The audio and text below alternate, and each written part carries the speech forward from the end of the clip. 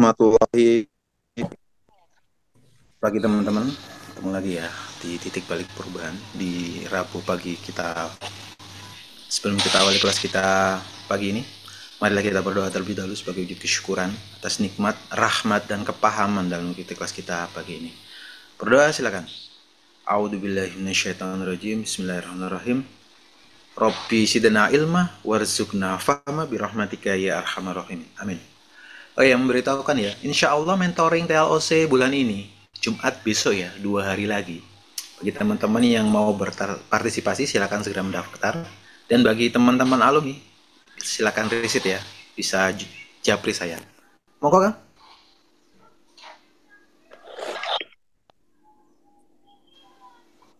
Oke. Bismillahirrahmanirrahim. Assalamualaikum warahmatullahi wabarakatuh. Selamat pagi ya. Kita lanjutin pembacaan buku di Solving Ego.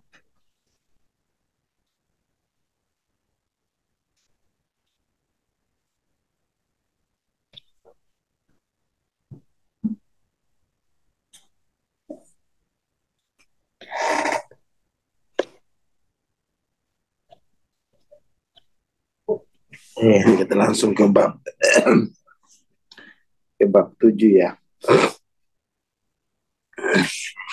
Jalan pengabdian kepada Tuhan dan kebenaran. Jalan pengabdian atau jalan hati adalah pendekatan lain yang bisa dirangkul oleh pembelajar spiritual. Lebih dari sekedar pengamatan religius, jalan pengabdian menuntut pelaku memasrahkan semua kecenderungan diri dari ego ke kebenaran, dari keilahian. Jalan orang itu kemudian menjadi cinta terhadap kebenaran Tuhan serta kerelaan untuk membebaskan diri, memasrahkan apapun yang menghalangi pengalaman cinta ini. Jadi jalan pengabdian itu ada dua ya. Yang pertama itu adalah proses yang bersifat induktif dari S kecil ke S besar. Setelah itu nanti berlanjut kepada deduktif. Deduktif itu bagaimana S besar itu terperagakan dalam ruang waktu 3 dimensi. Itu pengabdian tuh. Itu pengabdian kepada kebenaran.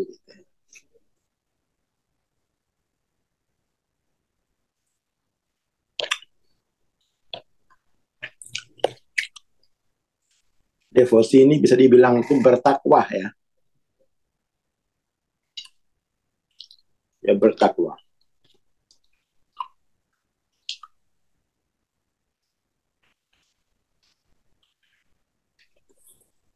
Ego sering tampak runtuh berkeping-keping. Begitu keyakinan terhadap ego sebagai diri sejati dilemahkan. Ego pun mulai larut. Ketika kesetiaan dan persekutuan seseorang bergeser dari ego ke realitas tertinggi Tuhan, ada ruang tercipta. Ke dalam bukaan itu mengalirlah rahmat Tuhan sebagaimana yang ditunjukkan oleh Roh Kudus. Jadi ya di dalam sesi transendensi misalnya ketika orang mulai menyadari bahwa es kecil atau gini, ketika mulai menyadari bahwa aku yang menjadi konteks dari seluruh pengalaman kemanusiaan.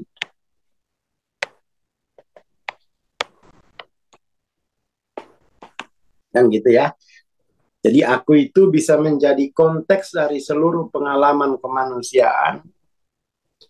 Juga aku itu bisa menjadi konteks dari pengalaman kehadirannya, kan gitu ya. Itu diingat-ingat. Jangan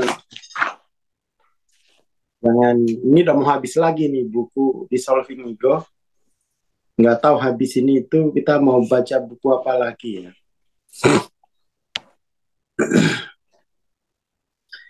Jadi aku yang menjadi konteks dari seluruh pengalaman kemanusiaan dan aku yang menjadi konteks dari pengalaman kehadirannya. Kalau kamu mau mengubah pengalaman kemanusiaanmu ya di sini cukup sampai dimensi ke-6 belajarnya gitu. Jadi kalau udah selesai masalah dalam pengalaman kemanusiaannya lalu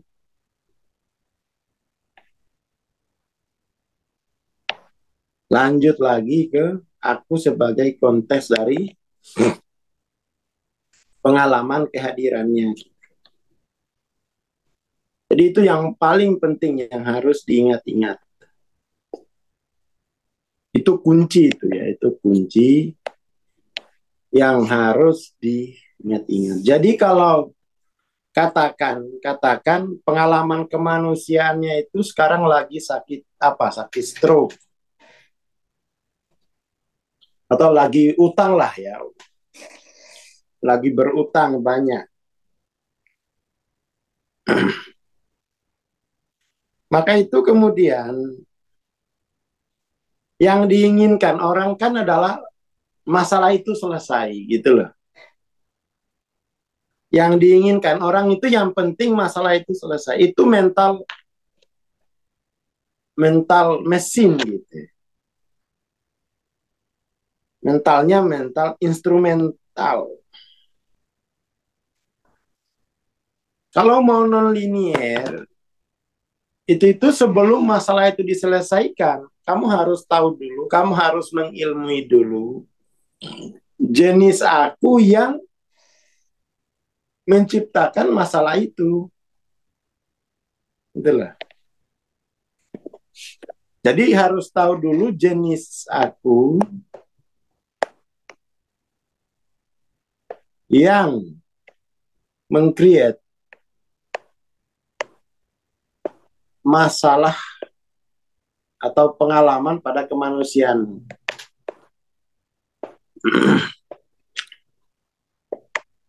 Pada kemanusiaan. Harus tahu itu jenis aku yang meng-create.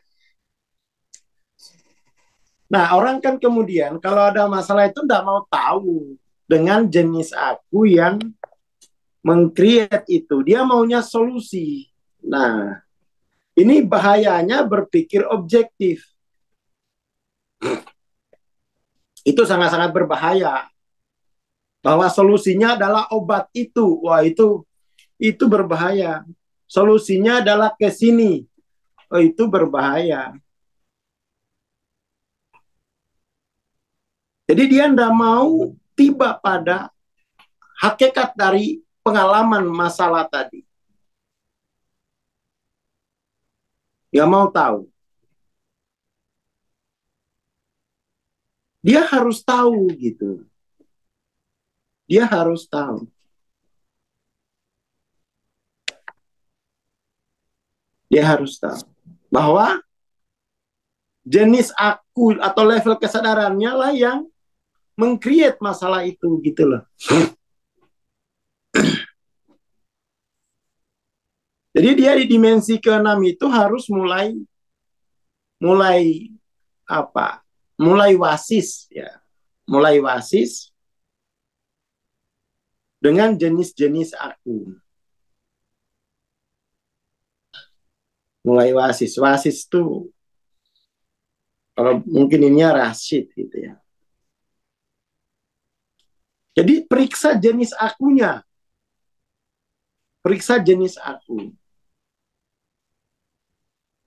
Itu dulu yang harus makanya kemudian itu penyelesaian masalah tidak langsung menghadapi masalahnya, tetapi langsung menghadapi jenis aku yang meng-create masalah itu. Itu termasuk jalan pengabdian gitu ya. Itu termasuk devosi. Termasuk devosi. Seperti itu.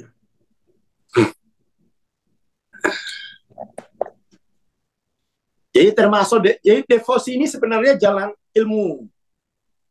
Jalan ilmu. Persoalannya kan adalah ketika dalam kebudayaan kita hari ini itu ilmu pengetahuan itu tidak ke situ maksudnya. Yang disebut ilmu hari ini adalah objektivitas. Yaitu objektivitas itu bagus kalau kamu menangani barang-barang material. Tapi kalau kamu menangani jiwa dengan pola pikir objektif, itu namanya tersesat gitu ya. Itu tersesat. Dan sebenarnya masalah manusia ini kan apa sih masalahnya? Itu kan masalah dengan jiwanya.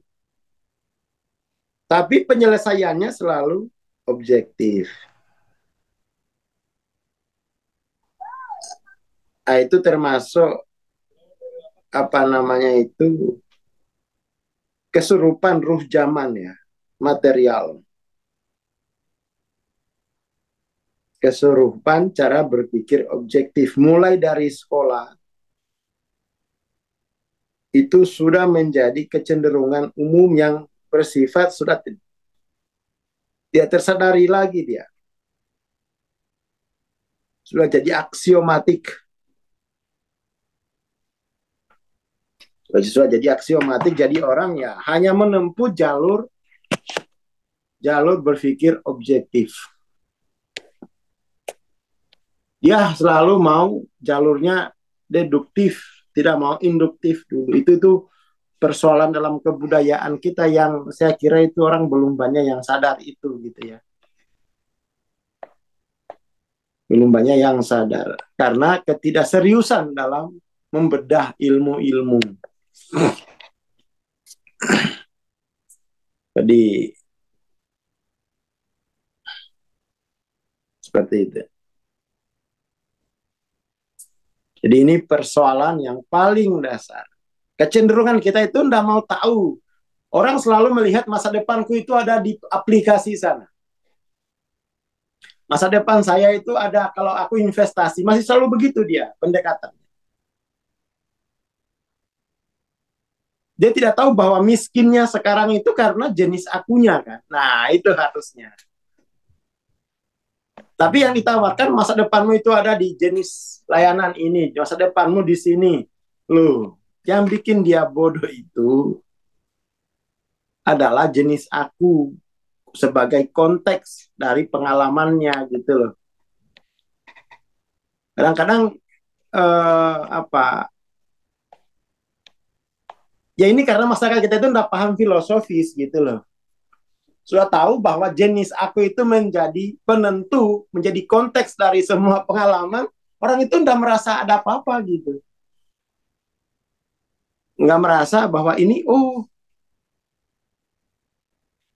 saya harus mulai sekarang. Kalau memang itu adalah jenis aku sebagai konteks dari seluruh pengalaman kemanusiaan, bahkan sampai pada pengalaman akan kehadirannya. Kayak itu ya. Jadi belum tertarik dia untuk melihat jenis aku itu. Jenis akunya yang mana? Ya banyak lah kita itu ya. Sudah kayak gini. Sudah dipetakan.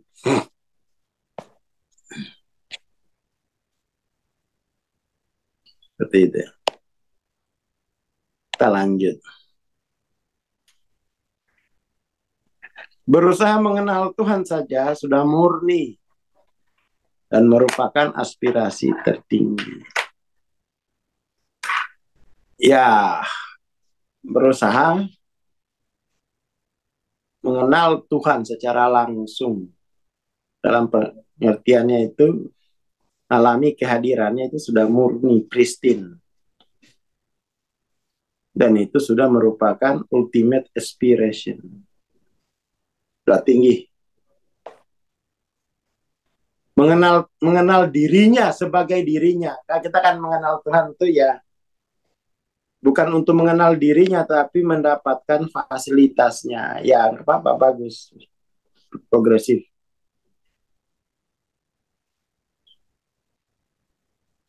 Sepertinya.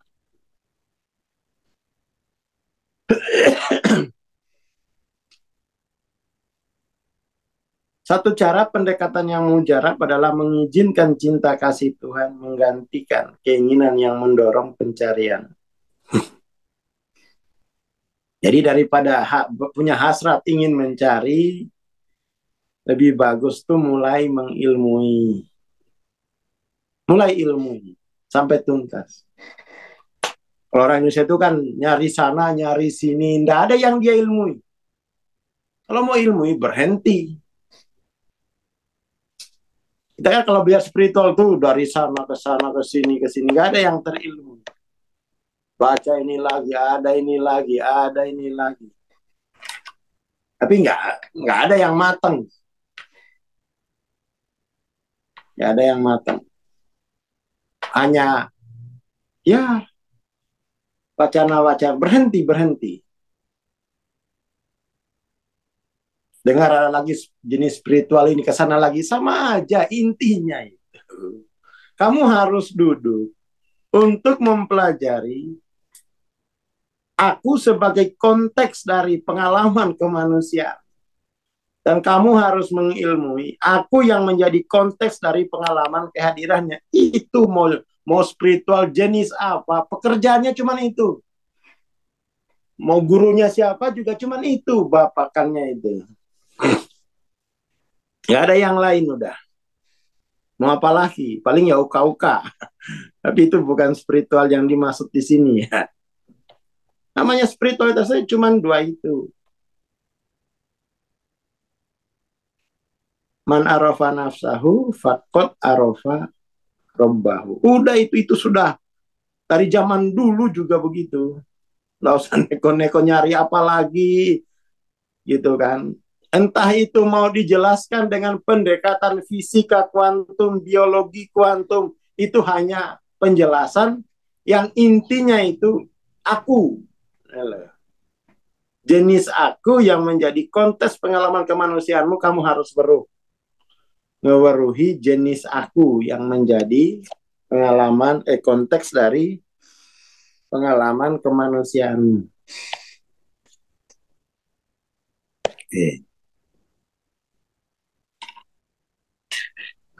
Satu cara pendekatan ini tadi udah ya. Orang bisa melepaskan hasrat untuk mencari menjadi kepada kebersediaan untuk mengilmui gitu. Kebersediaan untuk mengilmui.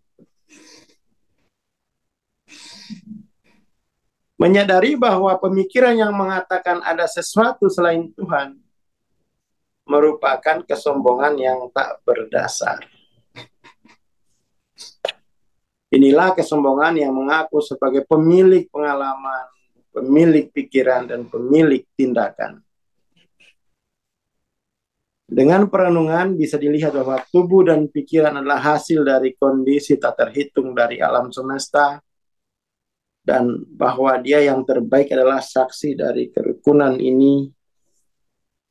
Dari cinta yang tak terbatas kepada Tuhan muncullah kerelaan untuk memasrahkan semua motif kecuali untuk mengabdi sepenuhnya kepada Tuhan.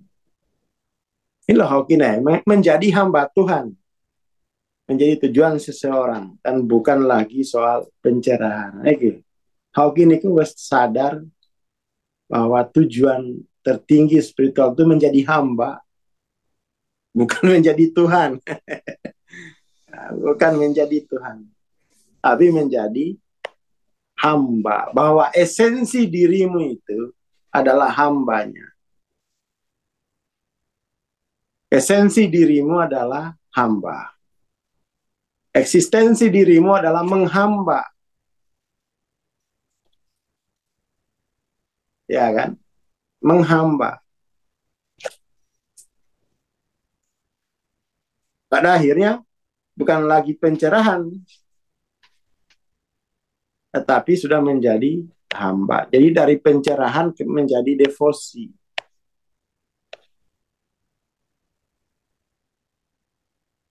Seperti itu. Untuk menjadi saluran sempurna bagi cinta kasih Tuhan berarti sepenuhnya pasrah dan menghilangkan pencarian tujuan dari ego spiritual. Kesukacitaan menjadi pemicu upaya spiritual selanjutnya. Jadi teman-teman ini ya kadang-kadang kan banyak perbincangan yang nggak jelas soal spiritualitas ini. Bahwa setelah pencerahan itu mesti menjadi hamba. Ilallah. Udah kunci mati di situ. Kunci mati. Akhirnya itu setelah nafi ya isbat. Jadi pencerahan itu jalan nafi. Setelah itu ya isbat. Setelah itu dia akan isbat. Nafi itu sampai tercerahkan. Setelah nafi baru setelah tercerahkan pada akhirnya dia akan isbat. Jangan sampai kok nafi ya. Terus isbatnya kapan? Yo nggak ada isbat nafi toh. Wah itu enggak, belum sampai itu pencerahan berarti. Jadi menafikan nafi sampai tercerahkan. Setelah tercerahkan baru bisa isbat. Kurang lebih begitu. Yang saya pelajari dari ya guru mentor saya langsung ya begitu. Yang saya baca, ini loh bacaan sendiri di Hawkin. Bacaan sendiri. Setelah pencerahan itu menjadi hamba. Cuman kadang-kadang itu begini. Orang Islam itu, terutama ya, merasa sudah jadi hamba, padahal nggak tercerahkan. Itu penyakitnya tuh. Penyakit merasa-merasa dia. Penyakitnya itu merasa sudah jadi hamba, padahal belum mengambil jalan nafi gitu.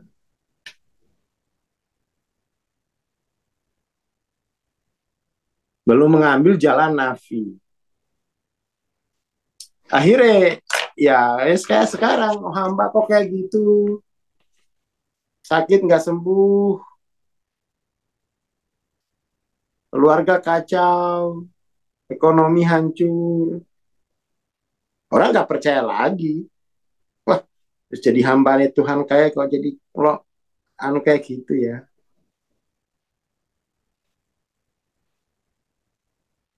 Nah, seperti itu.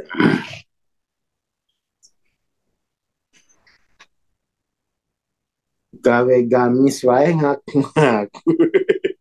Oh, itu yang apa namanya itu? Yang di masyarakat kita itu ya gimana, oh nggak ada pendidikannya dari kecil pokoknya langsung didoktrin kamu jadi hamba ya. Iya, tapi itu kan harus dijalani melalui jalan nafi. Penafian level kesadaran yang rendah. Yang belum ada di kita itu adalah kurikulumnya menjadi hamba itu piye. Nah, jangan jadi hamba dulu, kamu jadi yo. Kamu ngerti dulu kemanusiaanmu. Jadi kamu harus menjadi manusia dulu sebelum menjadi hamba. Jadi kamu harus pelajari dulu kesadaran aku yang menjadi konteks dari seluruh pengalaman kemanusiaanmu biar ndak ngebunuh jiwa pakai dalil kan loh. Ini kan aneh, tahu-tahu langsung dikasih dia seolah-olah sebagai jundullah gitu ya, tentaranya Allah gitu. Lah kemanusiaan aja belum dia ketahui ya. Kadang-kadang ya gitu. Apa itu terlalu bersemangat menjadi hamba, lupa dengan kemanusiaannya. Kebalik sungsang ya, sungsang.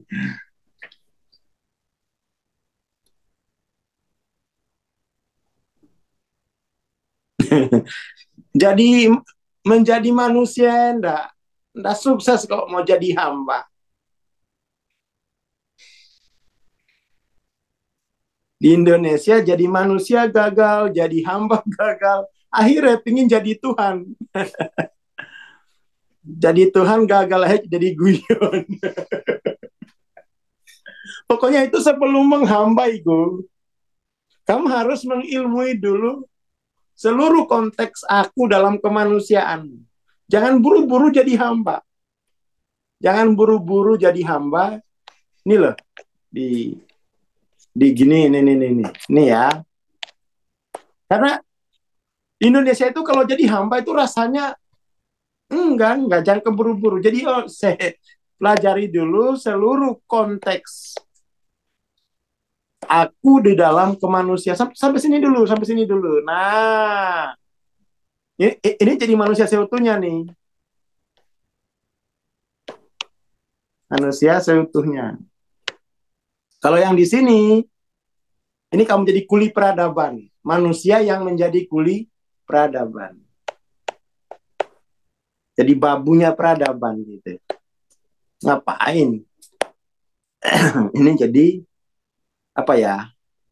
Manusia pekerja dalam peradaban. Pekerja peradaban. Babu aja lah.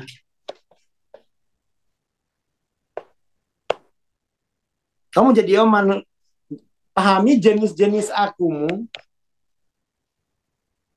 Jenis aku dalam konteks kemanusiaanmu. Nah, gagal maning. Ini dulu, cukup.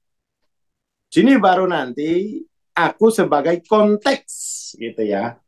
Aku sebagai konteks dari kehadirannya. Jangan buru-buru ke sana, jangan buru-buru. Jangan buru-buru. Aku sebagai konteks kehadirannya. Nah, di sini aku sebagai konteks dari seluruh pengalaman kemanusiaan. Udah dibikin kayak begini tinggal kategorinya itu loh. Aku sebagai konteks pengalaman kemanusiaan. Kalau yang merah-merah ini, aku itu sebagai konteks pengalaman sosial. Aku sebagai konteks pengalaman sosial. Yang ini, yang merah.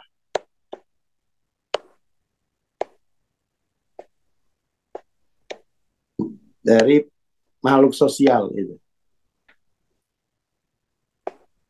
Kalau dimensi 3 toh wong loro itu orang sakit, ya sakit jiwa, sakit.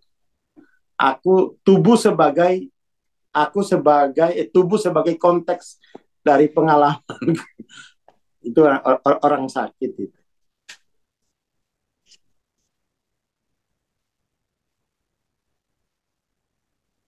Jangan buru-buru marifatullah. Marifatun nafsai keteter kok. Jangan buru-buru, kendalikan dulu, kendalikan. Tetap sudah ada Pelan-pelan, pelan-pelan. Berhenti dulu di 600-an itu. Biar enggak, apa namanya itu, biar jadi hamba akhirnya keras, atos gitu ya. Kenapa? Lah dia enggak ngerti kemanusiaannya. Merasa sudah jadi hamba. Padahal itu ya kemanusiaan sendiri enggak ngerti. Sama istri kejam gitu. Di medsos ramah. Di medsos ramah gitu, klonul. Hamba sorogodok.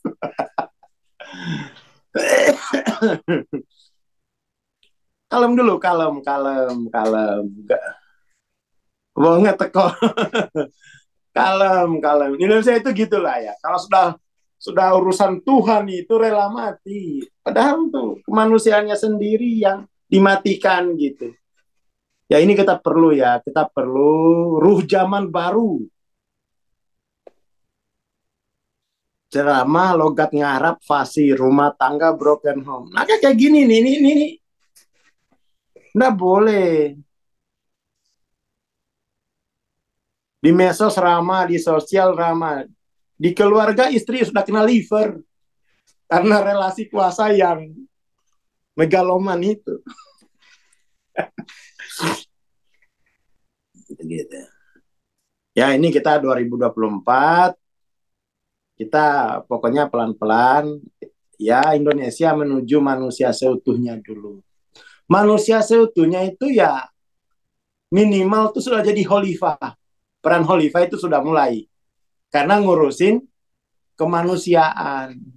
Ya belum hamba sih. Tapi itu sudah bagian dari hamba menjadi khalifah itu. Ya, hamba. Indonesia lebih butuh, Indonesia hari ini itu lebih butuh manusia seutuhnya. Tapi juga tidak mungkin kan jadi hamba kalau dia kemanusiaannya sendiri tidak dicintai gitu.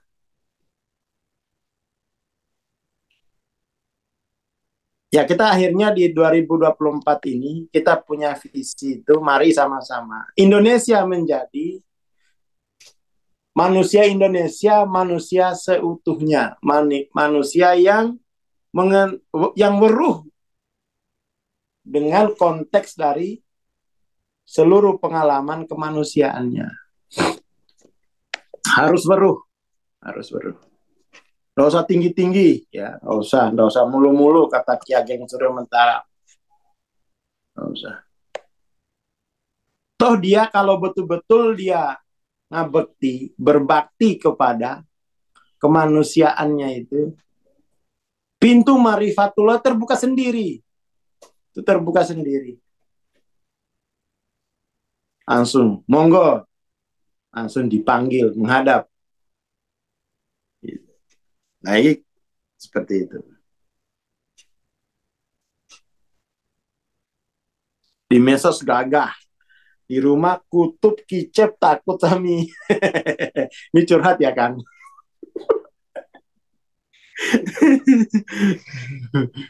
Ya, ya, ya, ya. Ya, ya, ya. Curhat pagi boleh curhat.